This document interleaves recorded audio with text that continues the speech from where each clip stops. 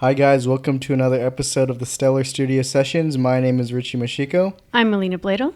And today we're going to be talking about the future of influencer and influencer marketing. Yeah. All right, so for the past week we've been talking a lot about what is influencer marketing, how do you run influencer marketing campaigns, how do you find the influencers, a bunch of great stuff. But today we kind of want to go into what do we think the future of influencer marketing looks like. Yeah. Right, so just off the top of my head, from my vantage point, I think that like any marketing channel, that when attention is underpriced and undervalued, a lot of people are going to start coming in, right? And I think you've seen over the past year or so that a lot of companies, a lot of brands have been trying to take advantage of influencer marketing. Yeah. Right, so this means two things. One, I think you're going to have to be really great at how you execute your influencer marketing campaigns.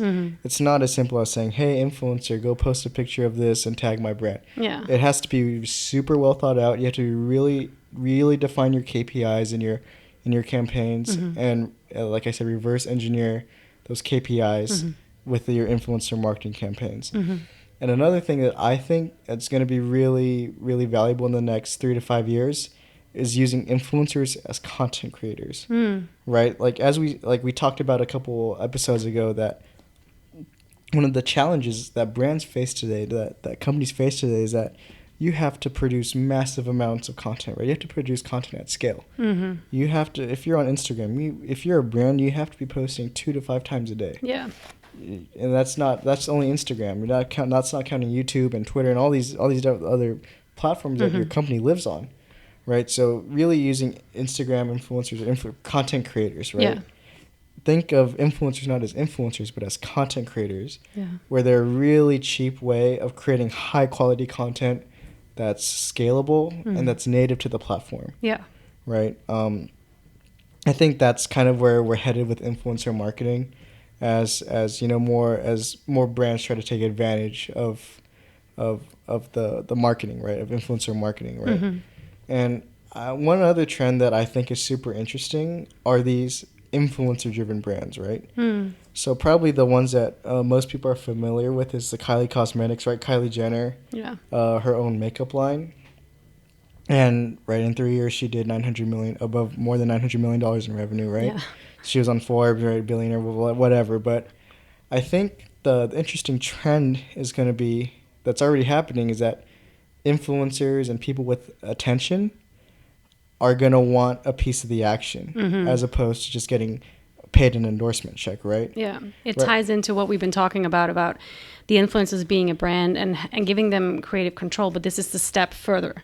Right. Yeah, because what these influencers are really smart at, or people with attention in general, they realize how valuable having attention is, right? If you have the attention of 20 million people on Instagram, that's super valuable. Right? That's a huge distribution channel that you could promote a product to or promote a brand to. And I just think that, you know, you see examples like Kylie Cosmetics, the Proper 12 Irish Whiskey, Conor McGregor's whiskey line, Yeezy, Kanye West and Adidas, Rihanna and Fenty. Yeah. Those are really good examples of influencer-driven brands, and I think that trend is only going to continue. Yeah.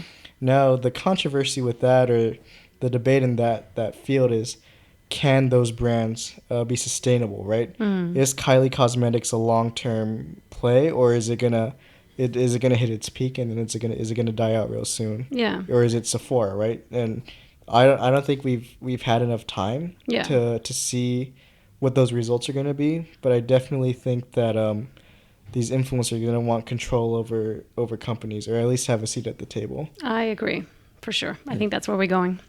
Yeah, and I think another interesting thing that we should watch out for are YouTubers with big audiences who create their own products, right? So every YouTuber sells merch, right? Logan Paul, Jake Paul, they have their own merch lines. David Dobrik, they have their merch lines. Emma Chamberlain, the list goes on and on, right? But I think the YouTubers who are going to win with creating their own products are going to be the YouTubers who create brands other than just clothing. And those products have to be authentic to the YouTuber, right? Yeah.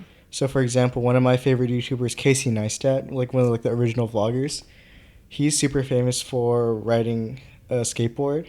He put this company Boosted Boards on the map where it's like an electric skateboard with a motorized skateboard.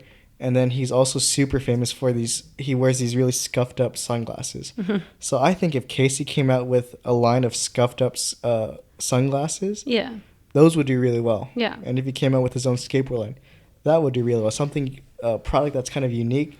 That's not just you could print a design on a clothing garment, right? Yeah, it has to be true to the brand that is the influencer. Exactly, and that's what it's all about. I think at the end of the day, influencer marketing is all about authenticity. Yeah, that's a key word. Right, and as we talked about, as influencer marketing becomes more competitive, you have to really focus on creating content that's authentic to the influencer, to the brand, and that's the key word, authenticity, right there. For sure.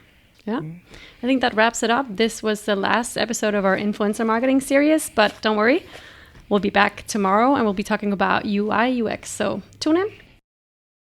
Hey guys, thank you so much for watching this episode of the Stellar Studio Sessions. If you enjoyed it, be sure to hit that like button. And if you want to learn more about digital strategy, don't forget to subscribe to our YouTube channel.